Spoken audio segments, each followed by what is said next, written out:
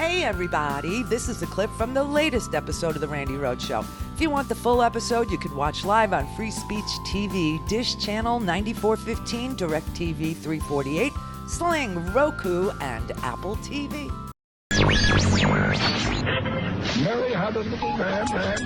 The fault. We believe that all men are created equal. To the magnificent mosaic that is America. From radio beacon to radio beacon. I have a dream today. Change has come to America. Believe it. Knock, knock. Who's there? It's a figment of your imagination. Randi Rhodes Show. Turn up your mind. All right, everybody is waiting breathlessly for Trump to speak after the White House released a memo about a transcript. It is not the verbatim transcript. Last night on Fox News, the Fox News side was asking Judge Napolitano if crimes were committed here. The president admits that on a phone call with the president of Ukraine, he requested that the president of Ukraine investigate his 2020 political rival, Joe Biden. Is that a crime? It is a crime for the president to solicit aid for his campaign from a foreign government. Hello. So that would be it. That to which the president has admitted is in and of itself a crime. Yes, this is the same crime for which the Trump organization was investigated by Bob Mueller, who decided not to seek an indictment because there wasn't enough evidence. Well, no, he said he didn't seek an indictment because he wasn't charged because of the DOJ rule that said you can lay it out, but you can't charge. That's on the obstruction of justice, on whether or not there was a conspiracy between the Russians and the Trump campaign. He said there's some evidence, but not enough to indict. It's the same crime, an agreement or a solicitation for assistance for an American campaign regulated by the Federal Election Commission where you are seeking the assistance from a foreign government. That's the crime.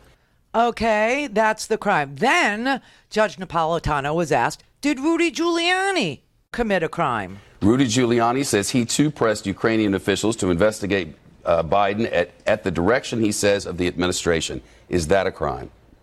If that was done in order to enhance the president's re-election campaign, yes, it's the same crime that the president would have committed. If the president said, I want you to investigate my principal opponent's son, thinking to himself it's going to help his campaign. Okay, so Rudy committed a crime. Now, Rudy is not part of the administration. We can indict Rudy, and Rudy needs to be indicted, and he needed to be indicted a long time ago. Because I know when Rudy Giuliani was on Fox News in October, prior to the election of November 2016, Rudy said he knew something was coming. And that thing that he knew was coming was Anthony Weiner's computer, and that the New York field office with Rudy Giuliani and James Kallstrom, Rudy Giuliani represented the FBI agents, okay? Rudy Giuliani was the attorney for the FBI agents, the union. And he was inside the FBI in New York, and him and James Kallstrom, who was the previous head of the New York field office, they were able to get the New York field office to sit on Anthony Weiner's computer and then dump it on James Comey just 11 days before the election, saying, here, there's Hillary Clinton emails. They've been obsessed with this for a really long time.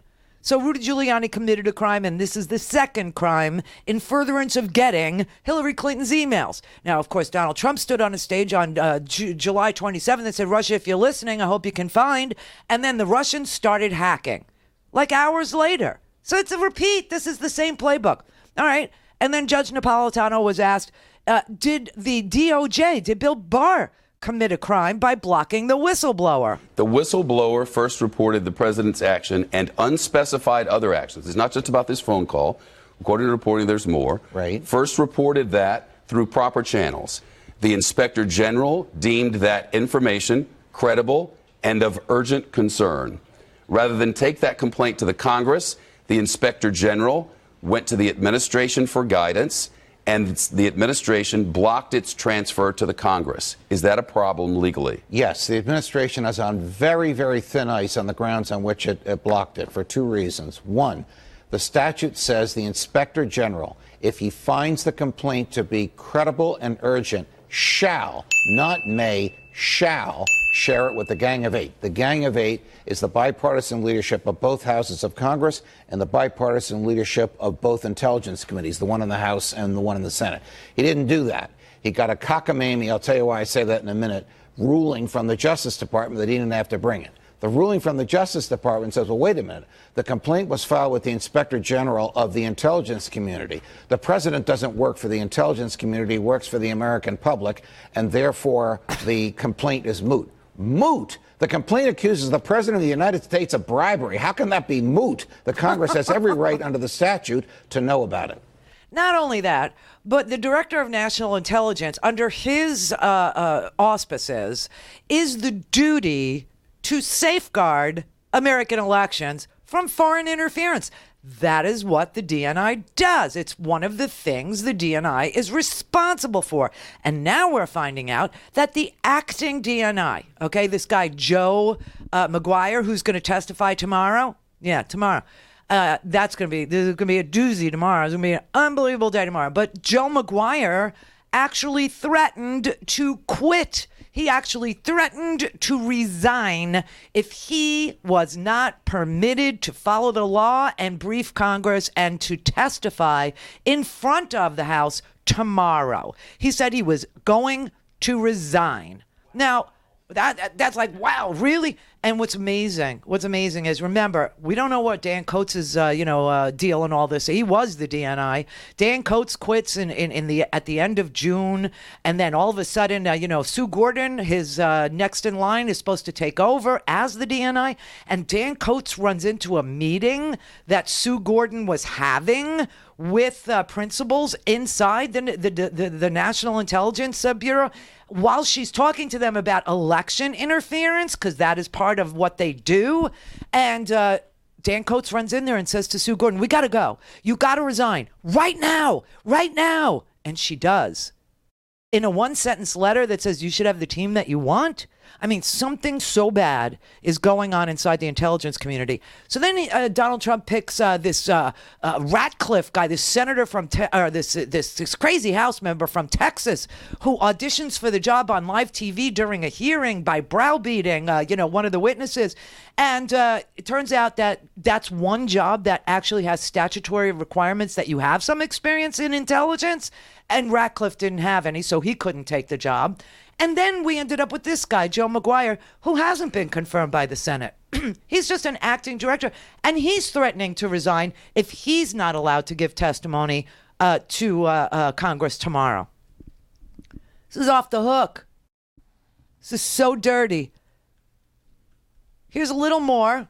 The president's admitted that he made a phone call to the new president of Ukraine. The president has admitted that he had discussions about investigating his upcoming 2020 presidential rival. Based on that, in and of itself, how serious is this matter for the nation and the democracy, legally speaking? When Bob Mueller made his findings that the obstruction of justice it could be an impeachable offense, that's equivocal. Bribery absolutely is an impeachable offense. There's no equivocation. Why do I say that? Because it's stated in the Constitution. The basis for impeachment, treason, bribery, or other high crimes and misdemeanors. If the president offered a bribe to the president of the Ukraine, that would be an impeachable offense. Would that have to be an explicit bribe? And I ask because the Democrats point to the following. First, there was the withholding of the aid which the Congress, in a bipartisan way, had approved for Ukraine in its ongoing conflict with with the Russians. Then the president, without explanation at the time, blocked that transfer of money. Within 1 week, according to the reporting of Wall Street Journal, and now since confirmed by Fox News, there was a phone call during which the president discussed the investigation of the former vice president, his future rival. That's how you're getting to this bribery accusation? Yes. Now, the jury... And the grand jury is the House of Representatives. They decide whether or not this constitutes bribery and whether or not the president should be put on trial for it. The trial jury is the Senate. They also would decide whether or not this constitutes bribery. What words did the president use? Did the president use code words, as one of his former lawyers said he often does when he knows others are listening to his conversations?